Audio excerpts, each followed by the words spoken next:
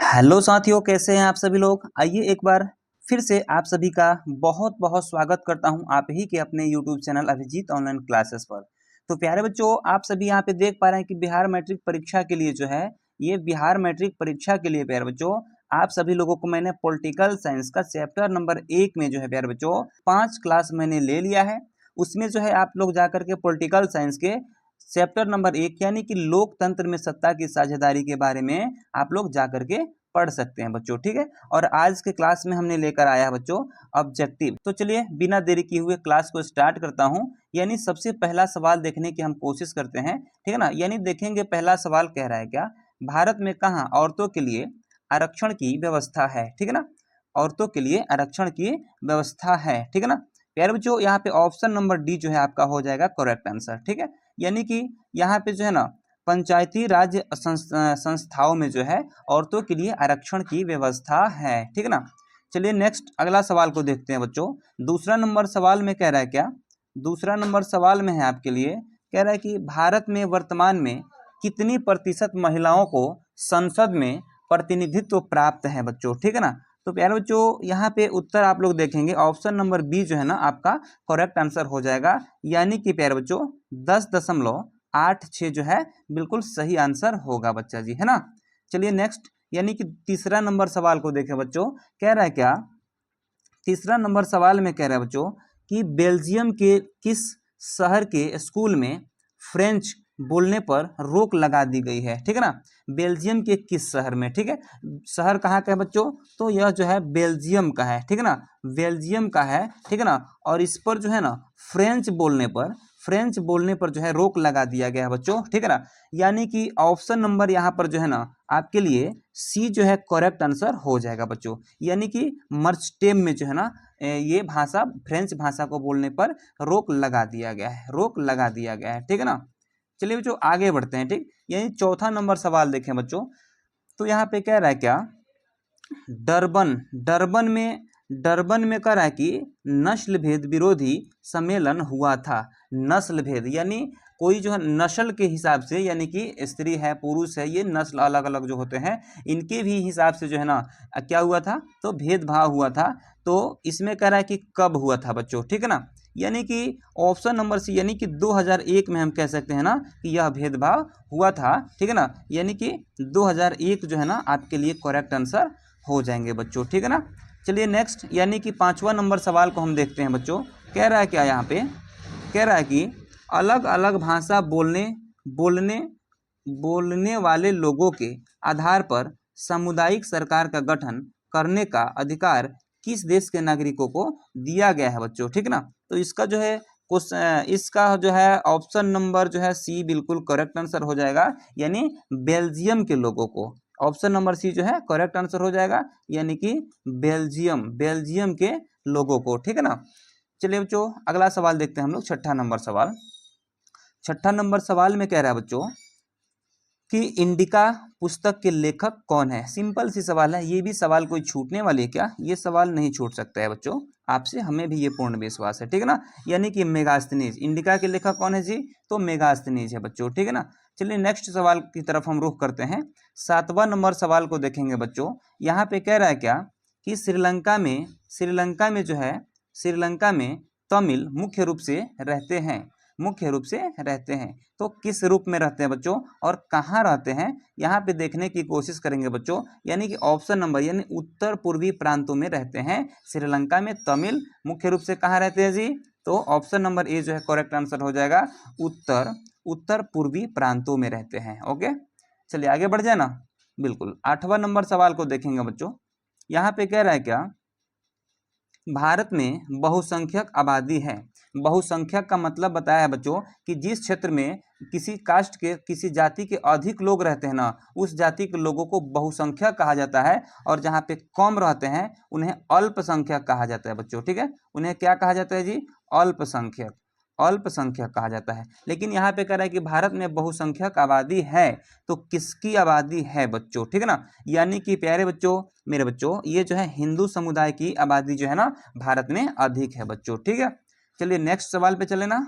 चलिए यानी 9वां नंबर सवाल क्या कर रहा है बच्चों, 9 नंबर में सवाल कर रहा है क्या, भारतीय संविधान के भारतीय संविधान के अनुसार भारतवर्ष घोषित किया गया है, भारतवर्ष घोषित किया गया है तो किस रूप में बच्चों, कैसे राज्य में घोषित किया गया है? तो मेरे बच्चे इसका जो है ऑप्शन नंबर डी जो है आपका करेक्ट आंसर हो जाएगा, यानी धर्म निरपेक्ष राज्य के रूप में घोषित किया गया है। यानी कि कोई किसी के धर्म से नफरत नहीं करेगा, सभी अपने अपने धर्म के साथ साथ सभी धर्म से क्या करेंगे बच्चों, प्रेम करेंगे, उसी को कहा जाता है धर्मनिरपेक्ष राज्य बच्चों। मैंने सब्जेक्टिव में भी इसे पढ़ाया है जी, ठीक है ना। चलिए नेक्स्ट 10वां नंबर सवाल को देखते हैं। यहाँ पे 10वां नंबर सवाल मेरे लाल कह रहा है क्या कि काले दस्ताने और बंधी हुई मुठ्ठियां प्रतीक है, ठीक है ना। काले मान लीजिए कि ऐसे किसी का हाथ है तो उसमें जो है काले अगर दस्ताने पहन लिए जाते हैं ऐसे, है ना, और उसमें भी जो है ना मुट्ठी अगर बांध लिया जाता है, मुट्ठी अगर इस प्रकार से बांध लिया जाता है तो ये किसका प्रतीक है बच्चों, है ना। तो इसका जो है ना ऑप्शन नंबर ए जो है ना करेक्ट आंसर हो जाएगा, यानी श्वेत शक्ति का, अश्वेत शक्ति का, सॉरी अश्वेत शक्ति का जो है प्रतीक होता है मुट्ठी बांधना या फिर काले दास्ताने लगाना बच्चों, ठीक है। आइए अगला सवाल चलते हैं, देखते हैं 11 नंबर सवाल क्या कहता है। कह रहा है क्या, 11 नंबर सवाल में कह रहा है अमेरिका में अश्वेत शक्ति आंदोलन, अमेरिका में अश्वेत शक्ति आंदोलन उग्र रूप से कब उभरा था बच्चों, ठीक है ना। तो इसका जो है आंसर देखिए, अश्वेत शक्ति आंदोलन कब उभरा था, ध्यान दीजिएगा थोड़ा सा बच्चों, ठीक है। तो यहाँ पे होगा ऑप्शन नंबर जो है ना आपका हो जाएगा डी, यानी कि प्यारे बच्चों 1966 में यह शक्ति उभरा था जी, ठीक है। चलिए नेक्स्ट आगे बढ़ें, 12 नंबर सवाल की तरफ रुख करते हैं। 12 नंबर सवाल में कह रहा है क्या बच्चों, बिहार की साक्षरता है, तो बिहार की साक्षरता कितना परसेंट है बच्चों, तो ये अपने बिहार की बात है बच्चों, ये भी सवाल हमें याद नहीं रहेगा बच्चों, 47% है। यानी कि प्यारे बच्चों ऑप्शन नंबर बी जो है ना आपका करेक्ट आंसर हो जाएगा 47%, ठीक है ना। चलिए नेक्स्ट सवाल पे रुख करते हैं बच्चों, यानी 13 नंबर सवाल, चलिए 13 नंबर नहीं दिया है, नंबरिंग थोड़ा सा डिस्टर्ब हो गया, ठीक है ना। चलिए 14 नंबर सवाल को ही देख लेते हैं, लास्ट में जो है ना हम 13 वाले को भी देख लेंगे, ठीक है। चलिए तो यहाँ पे कह रहा है निम्नलिखित देशों में किससे धार्मिक एवं जातीय पहचान के आधार पर व्यापक रूप से विखंडन का परिणाम भुगतना पड़ा। कह रहा है नियंत्रित देशों में किसी धार्मिक एवं जातीय पहचान के आधार पर व्यापक रूप से विखंडन का परिणाम भुगतना पड़ा, ठीक है ना। तो प्यारे बच्चों 14 का जो है ऑप्शन नंबर सी आपका करेक्ट आंसर हो जाएगा बच्चों, यूगोस्लाविया को, ठीक है।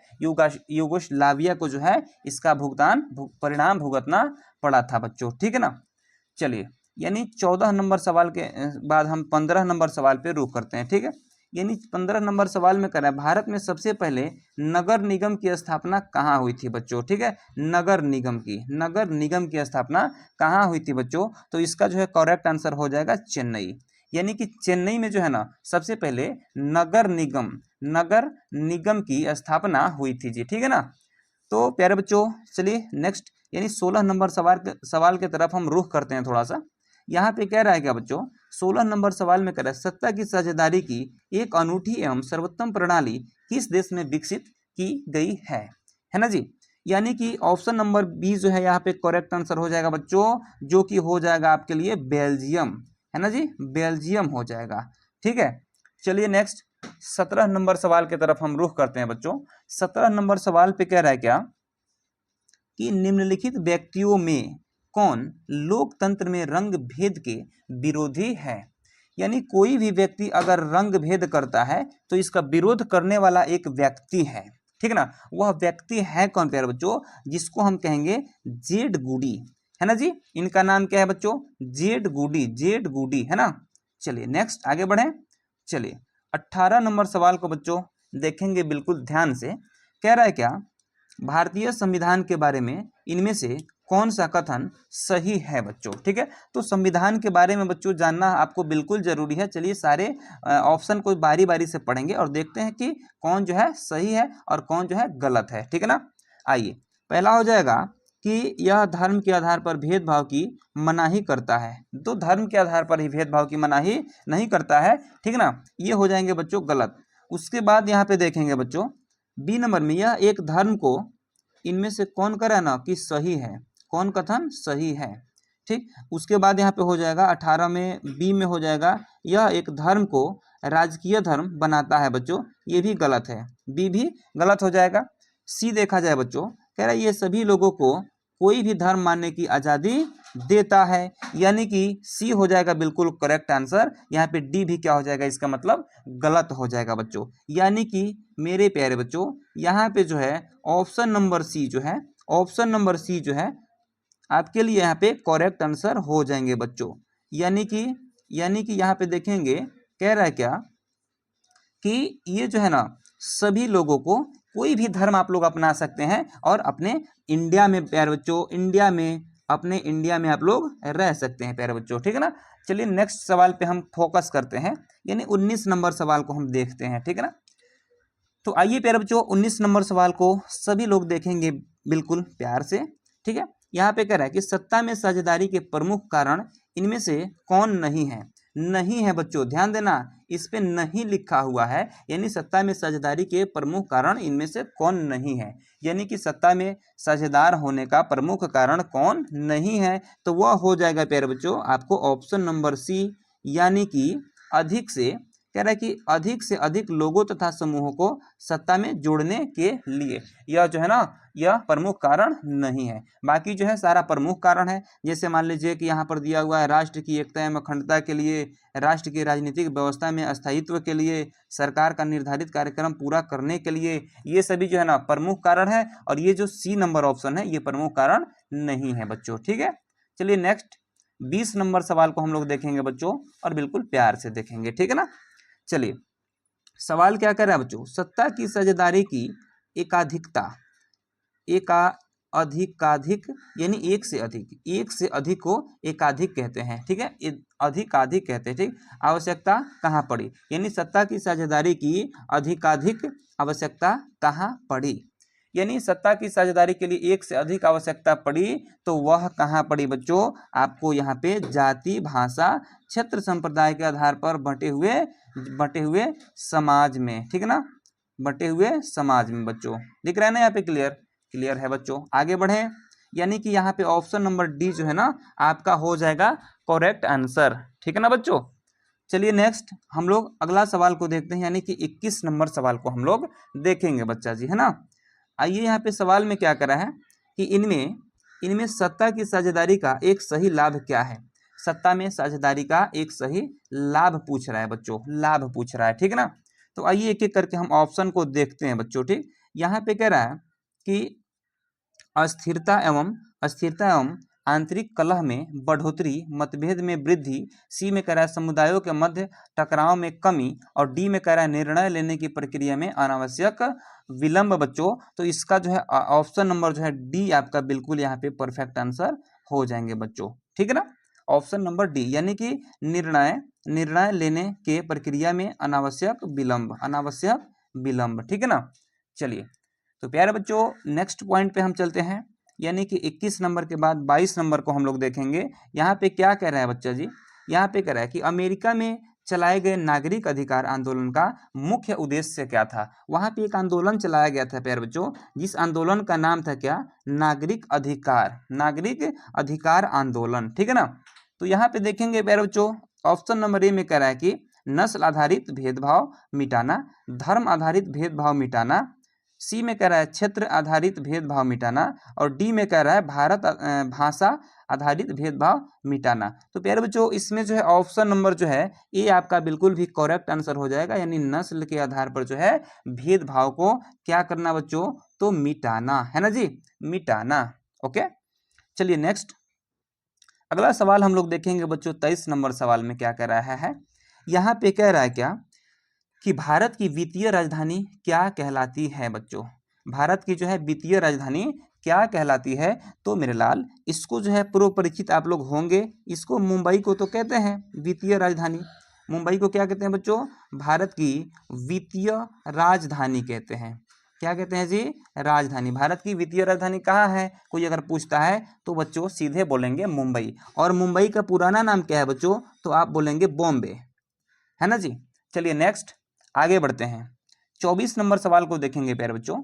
कह रहा है कि श्रीलंका में बहुसंख्यक समुदाय की भाषा है, यानी श्रीलंका में जो बहुसंख्यक समुदाय है तो वहाँ पे देखिए जहाँ पे लोग अधिक होते हैं ना, जिस जात के लोग अधिक होते हैं वहाँ पे एगो बहुसंख्यक समुदाय बना लेते हैं, बहुसंख्यक समुदाय बना लेते हैं, तो उन्हें हम क्या कहते हैं बच्चों, बहुसंख्यक समुदाय। तो यहाँ पे सिंहली लोग बहुत अधिक है, ठीक है ना। यानी कि प्यारे बच्चों ऑप्शन नंबर सी जो है आपका बिल्कुल हो जाएगा करेक्ट आंसर, यानी सिंहली।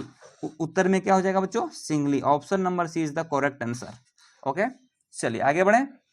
25 नंबर सवाल देखेंगे बच्चों बिल्कुल प्यार से, ठीक है। चलिए आगे बढ़ता हूं। उसके बाद प्यारे बच्चों यहाँ पे कह रहा है क्या, यहाँ पे कह रहा है आपको कि 15वीं लोकसभा में महिला सदस्यों की कुल संख्या है। तो 15वीं लोकसभा में महिला सदस्यों की कुल संख्या कितनी थी प्यारे बच्चों, तो यहाँ पे सभी लोग देखेंगे कि 59। मैंने इसको सब्जेक्टिव में आज ही पढ़ाया है बच्चों, ठीक है ना। ये 59 है। ये जो है आपको कल सुबह में इसका सब्जेक्टिव कल जो है सुबह में इसका सब्जेक्टिव दे दिया गया था। आज मैं ये ऑब्जेक्टिव आप लोगों को पढ़ा रहा हूँ बच्चों, ठीक है। इसको कल आप सब्जेक्टिव में देख चुके हैं जी, ठीक। चलिए नेक्स्ट, अब जो है 13 नंबर सवाल एक छूट गए थे उधर, ठीक है ना। तो 13 नंबर सवाल को मैंने यहाँ पे लेकर के आ गया हूँ बच्चों, और इसको भी यहाँ पे कंप्लीट कर दिया जाए, ठीक। अब कह रहे हैं कि इनमें किस संस्था में महिलाओं को 50% आरक्षण प्रदान किया गया है। तो बच्चों ऐसा संस्था आपको कभी नहीं दिखा होगा पहले, ठीक है, लेकिन आज ये दिखने को मिल रहा है, ठीक है ना। तो पूछ रहा है क्या सवाल में कि इनमें किस संस्था में महिलाओं को 50% यानी कि 50% की हिस्सेदारी में प्यारे बच्चों कह रहा है कि आरक्षण प्रदान किया गया है बच्चों। तो वह है, इसको जानने के लिए बहुत ही आप उत्सुक होंगे, तो वह है प्यारे बच्चों, वह है यहाँ पे स्थानीय पंचायती राज की संस्था में, है ना जी। तो प्यारे बच्चों इस प्रकार से मैंने यहाँ पे ये पूरे 25 में 12 के बाद एक 13 नंबर सवाल जो है छूट गए थे, मैंने इसको पूरा कर दिया। यानी कि प्यारे बच्चों हम यहाँ पे आज 25 ऑब्जेक्टिव पूरा कर दिए, यानी कि ये ऑब्जेक्टिव जो है आपके लिए very very very very important होने वाला है, ठीक है ना। और ये सवाल जो है आप लोग अवश्य फिर से रिपीट कर लेंगे एक बार, ताकि पूरे जो है आपके भविष्य में जो है ये सवाल कभी भूलने ना पाए बच्चों। जानते हैं क्यों मैं ये बात क्यों कह रहा हूँ बच्चों, क्योंकि कॉम्पिटिटिव एग्जाम में भी जो है ना ये सवाल हमेशा पूछे जाते हैं प्यारे बच्चों, ठीक है। तो आज हम लोग क्या किए कि लोकसभा में सत्ता की साझेदारी का मैंने ऑब्जेक्टिव भी क्लियर कर लिया। और प्यारे बच्चों चलिए फिर पूरा धुआंधार क्लास के साथ चलते हैं। फिर इसके बाद जो भी क्लास है नेक्स्ट क्लास को हम लोग बिल्कुल ध्यान से पढ़ेंगे। तो चलिए आज हम इसका क्या कर दिए कि इसको समाप्त कर दिए। तो चलिए बोलिए, प्रेम से बोलिए सत्यनारायण भगवान की जय, ठीक है ना। तो चलिए प्यारे बच्चों अब हम जो है आगे की क्लास को देखते हैं। तब तक के लिए सभी मेरे प्यारे बच्चों को टाटा बाय बाय।